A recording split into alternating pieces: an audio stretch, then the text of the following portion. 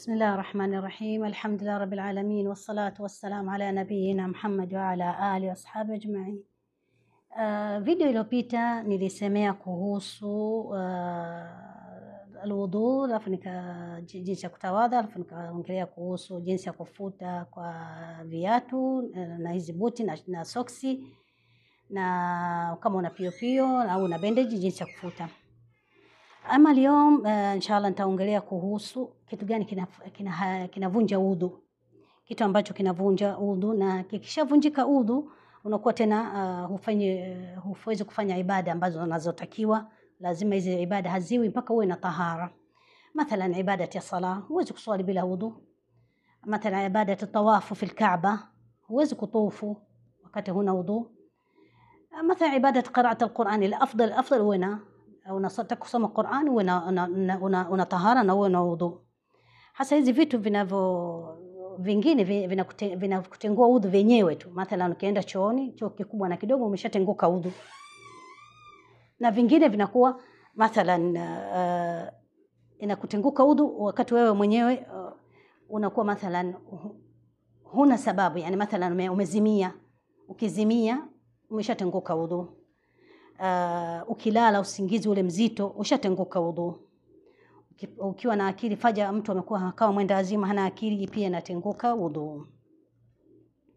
Na sasa nitaongelea kuhusu ambavyo vitu vinatengua udhu. Kitu cha kwanza ambacho kinatengua udhu ni kile kitu ukienda chooni, ukipata choo kidogo au choo kikubwa au chochote kile kinachotoka mwilini mwako, mathalan damu, mkojo, mani, madhi, miniso mwanamke damu ya istihadha au damu ya haid, au upepo umetoka tumboni, umetoka chini huko, lazima ufanye nini? Utawadhi.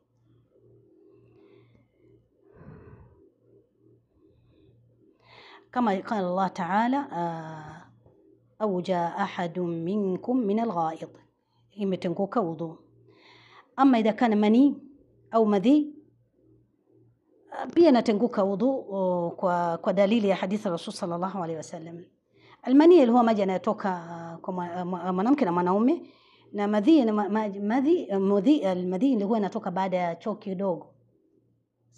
Ukishaenda choo kidogo, ahyana inatoka maji meupe. Yale maji meupe yale ni katika baru na vitu ambavyo vinatengua udhu. Na pia damu ambayo mwanamke ana siku zake, maana kile damu inatoka mathalan damu ya istihadha, damu ya haid, damu ya uzazi, hii damu fasid, sio safi. Damu inafanya nini? Inatengua udhu. Pia kama nishasema kitu ambacho kama mfano hewa inatoka, pia inabidi fanya nini? Ukatawadhi. Lakini ukiwa umetia shaka, wewe unaswali, sasa sijui wallahi imenitoka hewa au haikunitoka, sasa hata sijui. Na Rasul kasema usiondoke kwenye sala mpaka usikie sauti au unuse harufu.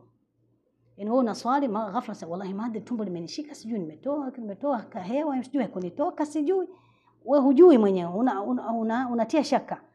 Kwa ile shaka khalas, haina haja kutawadhi ya kuondoka kwenye sala, endelea na sala yake. Ila nimenusa harufu, nimesikia sauti, hapo ndio ufanye nini? Utakwenda kutawadha tena, ndio utakuwa udhu wako umetenguka.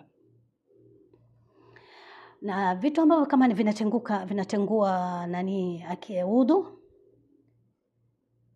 mtu ambaye alikuwa mzima faja akawa mwenda azimu,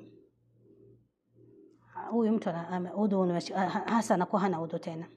Na ambaye amelala usingizi pia anakuwa hana udhu. Ambaye amezimia pia udhu unafanya nini? Unatenguka. Hizi vitu vinatengua udhu. Lakini ukiwa mathalan umelala usingizi hafifu,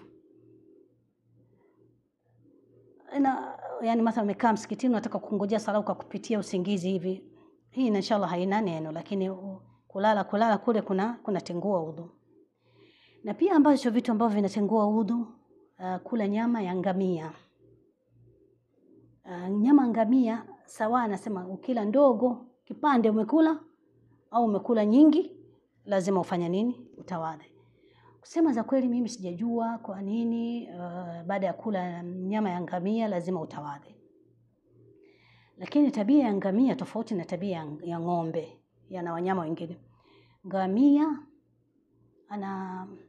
analipiza kisasi. Yani usimuuzi ngamia ukadhanisha atakusamehe, hakusamehe. Yani anaweza ataka kuua ngamia. Yani ana hakdi katika moyo wake. Labda ndio maana tumeambiwa baada ya kula nyama yake fanya nini? Tutawadhe.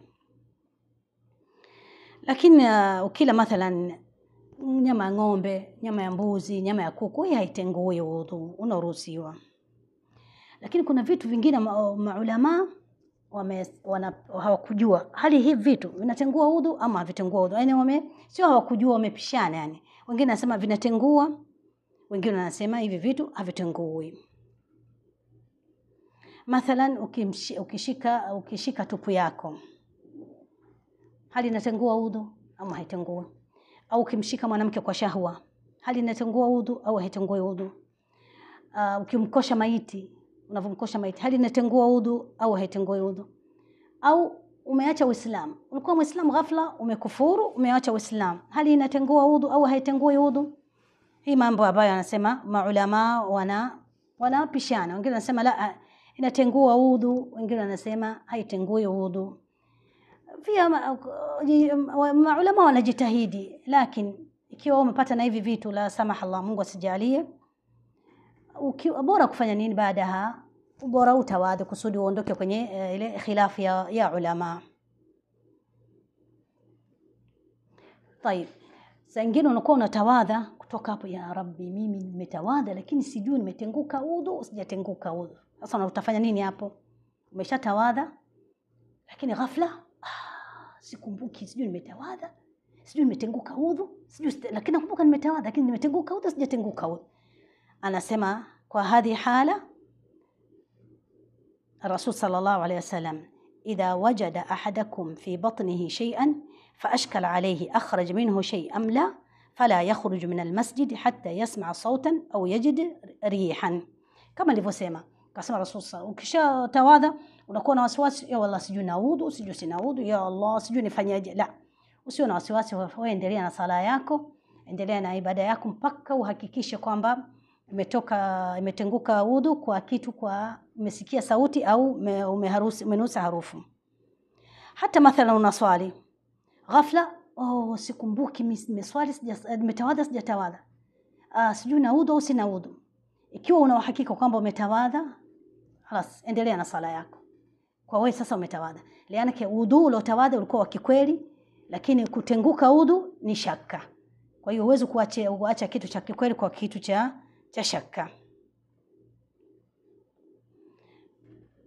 Lakini ukiwa hujatawadha, una uhakika kwamba utawadha, sijui nimetawadha lakini naona kama sijatawadha, bora ufanye nini? Hii hapa inaonekana wewe kwamba hujatawadha.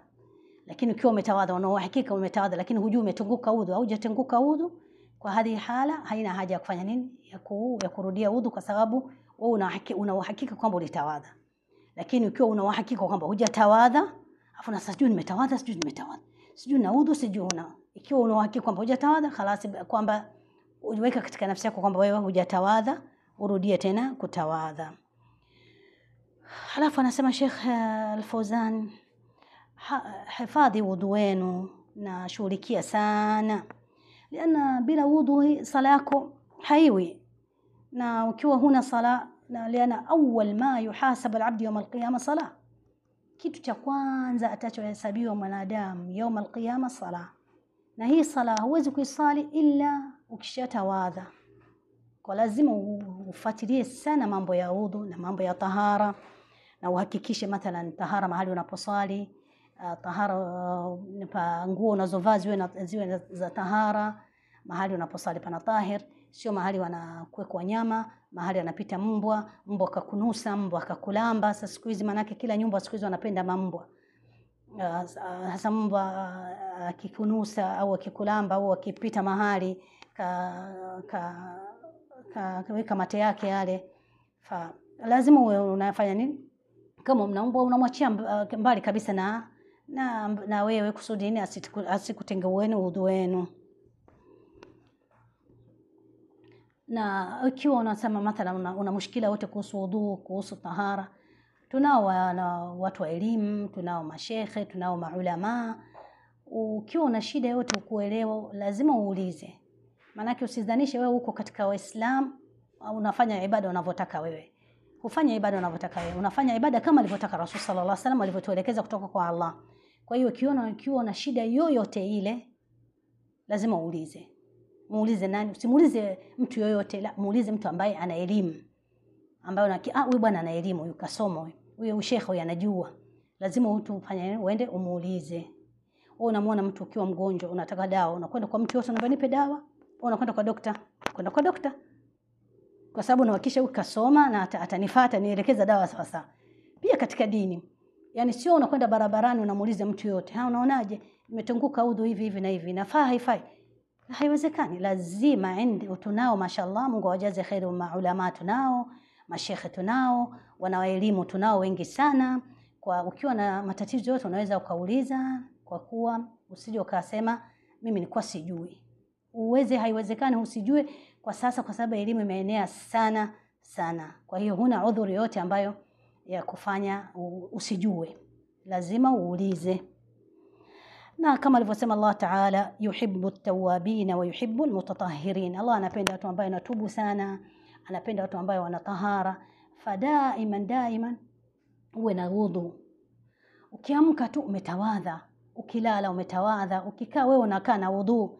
Unakuwa wewe uko kwenye kinga ya Mwenyezi Mungu, kinga ya Mwenyezi Mungu atakulinda na kila shar, na Mwenyezi Mungu atakulinda na kila balaa, kwa sababu unahifadhi, wewe una imani. Maana anasema Rasul sallallahu alaihi wasallam, la yuhafidh ala alwudu illa mu'min. Mu'min ambaye ndo anahifadhi wudu wake. Daima uwe na wudu. Mtu yote akikwambia yalla imefika wakati wa sala, unaamka unasali.